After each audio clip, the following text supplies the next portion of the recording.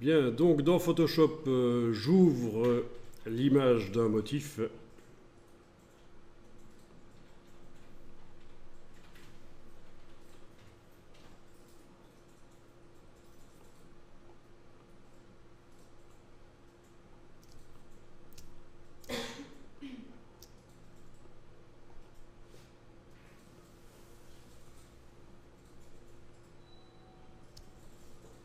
Bon, finalement, je vais prendre celui-là.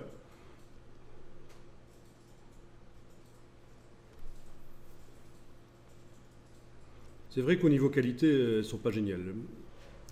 J'aurais peut-être dû demander une meilleure qualité dans Firefox, en précisant dans les outils de recherche ici que je veux une taille plus grande. Mais bon, ça marche avec une petite taille aussi.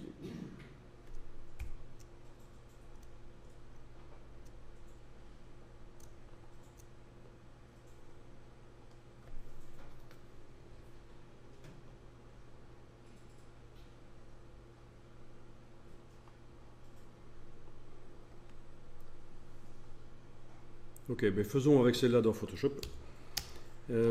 Alors, il faut que j'indique que je veux l'utiliser comme motif. Donc, c'est menu Édition, Utiliser comme motif.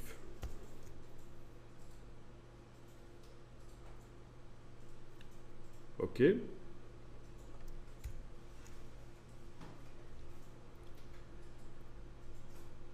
Alors, ensuite, je vais aller me renseigner un peu sur quelle est la dimension de l'image. Donc, menu Image, taille de l'image. Quelle est la dimension en pixels, puisqu'on est dans Photoshop et c'est la mesure principale avec laquelle Photoshop travaille. Les centimètres, la résolution, c'est quand on sera dans Illustrator, InDesign, mais pour Photoshop, c'est surtout les pixels qui sont importants. Et donc, dans mon cas, c'est 300 pixels sur 300. Eh bien, je vais par exemple remplir ce motif dans une image de 1500 sur 1500 pixels. Donc, 1500 sur 1500, ça va être répété donc 5 fois en largeur et en hauteur. Donc 25 fois le motif qui va être répété en tout. Donc vous regardez quelle est la dimension en pixels de votre motif. Et vous allez maintenant faire une nouvelle image, fichier nouveau, en indiquant ici que vous faites une image en pixels. Alors, est-ce que ça doit absolument être 5 fois la largeur du motif? Ben non, c'est vous qui voyez. J'aurais pu faire 2000 sur 3000, c'est la même chose. L'essentiel, c'est de quand même aller regarder la précision du motif de base, parce que si j'ai un motif de base qui fait 1000 sur 1000 et que je le répète dans une image de 1500 sur 2500, ben déjà, en hauteur ou en largeur, il ne va pas apparaître deux fois. Donc c'est ça aussi qu'il faut regarder, c'est pour qu'il apparaisse plusieurs fois. Je fais une largeur d'image qui est le multiple de la largeur du motif et la hauteur, même chose. Donc vous avez bien indiqué pixel ici. On crée une image RVB. OK. Et dans cette image, on va remplir le motif.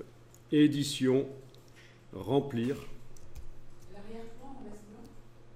Alors la couleur d'arrière-plan n'a aucune importance puisqu'on va remplir avec le motif en fait. Édition, remplir avec motif.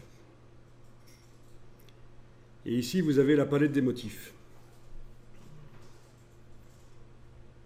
Et tout en bas, vous devriez retrouver votre motif, le dernier que vous avez intégré à la palette en faisant édition, utiliser comme motif. C'est comme ça que vous l'avez intégré à la palette des motifs. En faisant édition, utiliser comme motif, pendant que vous étiez sur l'autre image du motif. Voilà. Donc, on remplit. Et voilà, on a le motif qui se répète côte à côte. Et quand on zoome, est-ce qu'on arrive à voir les raccords? Non, si c'est réellement un motif sans raccord, on n'arrive pas à voir les raccords. Donc c'est parfait. Alors, je vais enregistrer cette image répétée du motif. Je vais l'enregistrer dans Illustrator.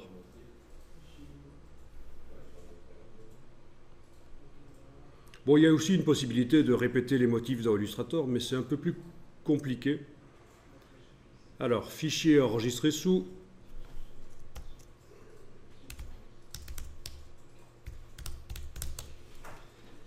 Et je l'enregistre dans le dossier d'aujourd'hui. En quel format? Ben évidemment Photoshop. Parce que si à un certain moment je veux venir mettre des calques de réglage ou des filtres de netteté ou quoi que ce soit sur le motif, eh bien, pour que ce soit pris en compte dans Illustrator, pour que ça puisse être inscrit dans le fichier sur le disque dur, il faut que ce soit le format Photoshop.